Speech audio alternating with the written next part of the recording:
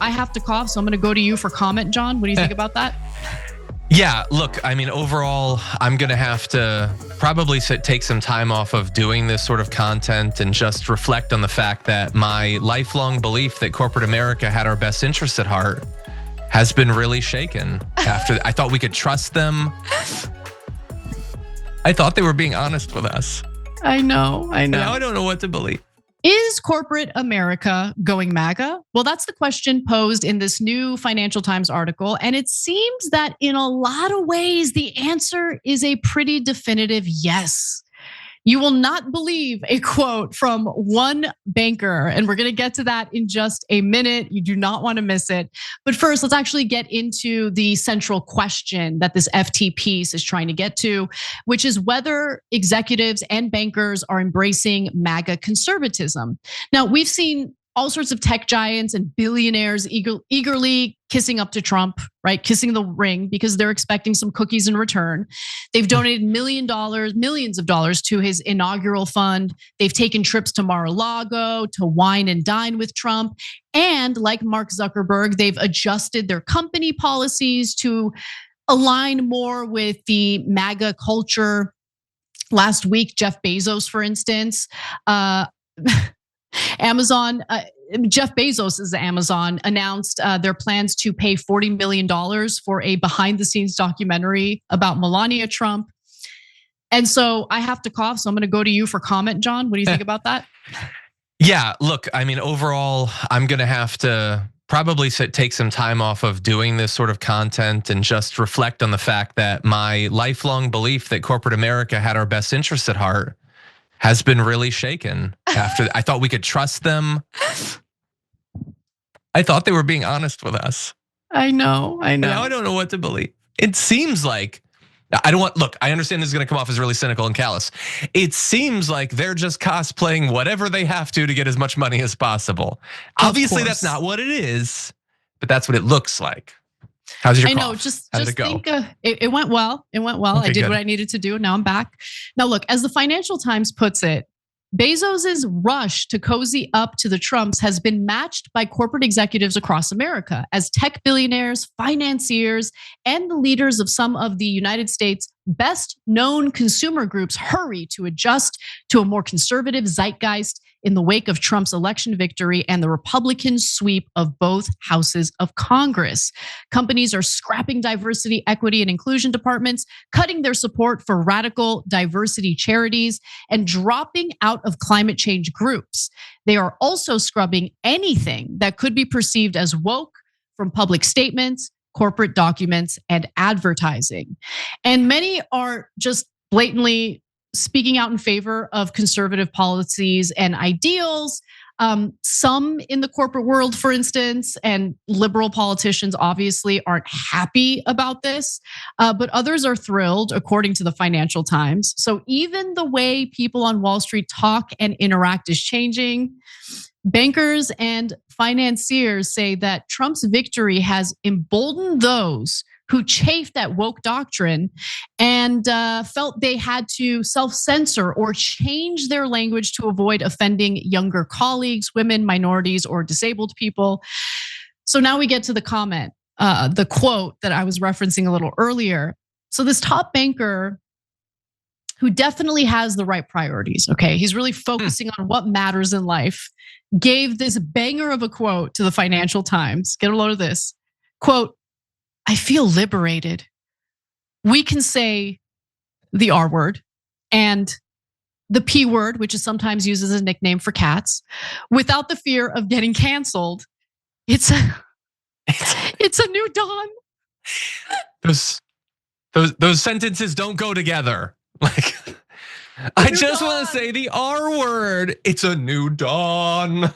Okay, I'm gonna needlessly be overly fair because I don't think it's about using those words. I think there are people who are concerned about walking on eggshells out of fear of cancellation and all of that. And look, I think that there was that culture for a while, and I don't think that was a healthy culture to have.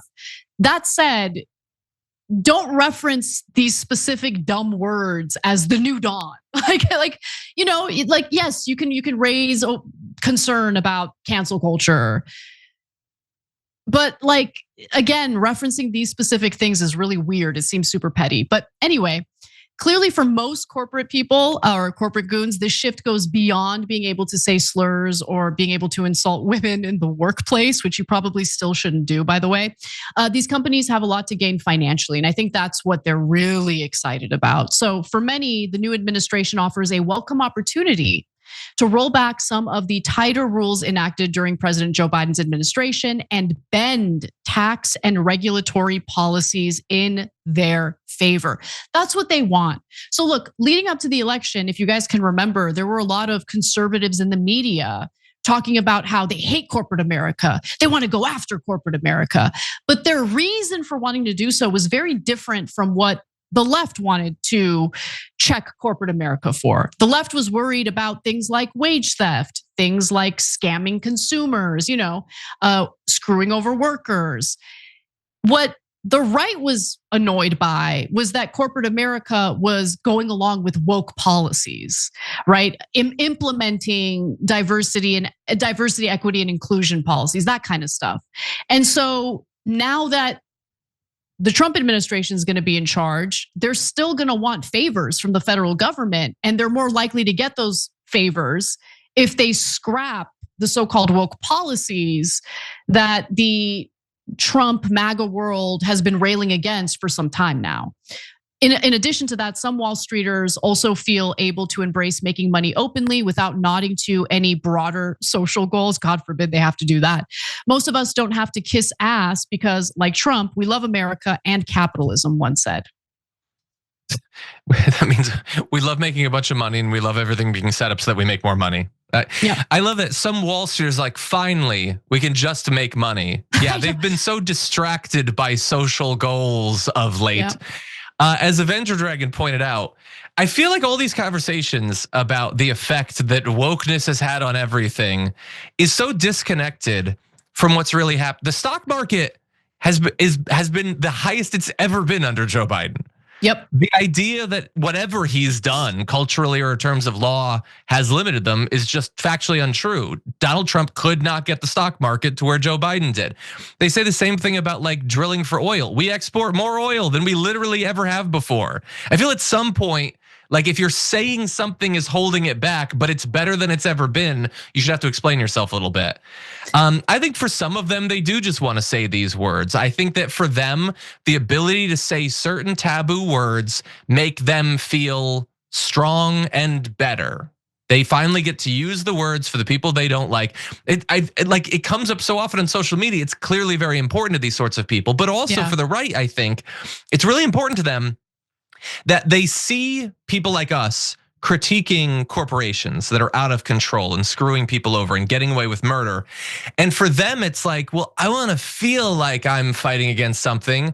So all the woke stuff lets them criticize corporations about stuff the corporations don't actually care about. But it seems like they're critiquing power. Like they critique Disney for having a gay kiss, and it's like, we're fighting Disney, this big corporation. Yeah, but you also want to cut their taxes in half.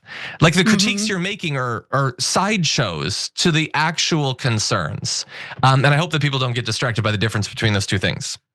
Yeah, I totally agree with you on that. I also think, again, there is, I don't know what percentage of Trump voters they make up, but the H-1B visa debate shows you that there are some other substantive, legitimate reasons why some of the Republican voters are upset with corporate America, namely, bringing in foreign workers specifically because they know that they can exploit them, pay them less, make them work harder, and rob Americans of those jobs. And so I think those are legitimate criticisms of corporate America, specifically from a portion of Trump voters. But I want to be clear, the voters are different from media figures, politicians, people who actually have platforms and power. And those who have platforms and power critique corporate America for very different reasons. And, the Republican voters might also agree with those reasons.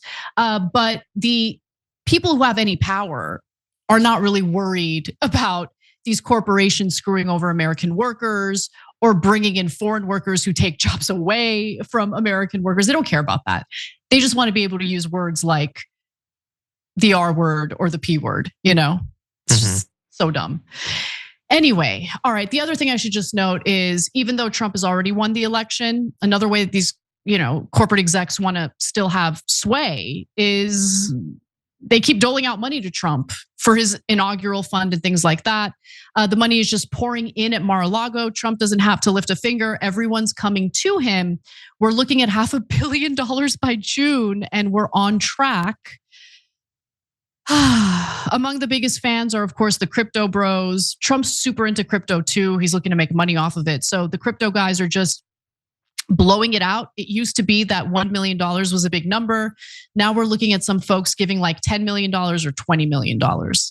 So look, at this point, my view on crypto is that it's not going to be regulated. They're going to get exactly what they want. And I want ordinary people to just don't fall for any scams. Please protect yourself. I'm so scared that people are going to lose like their life savings investing in some BS crypto and falling prey to a pump and dump scheme. So just be careful. That's all I'll say about that.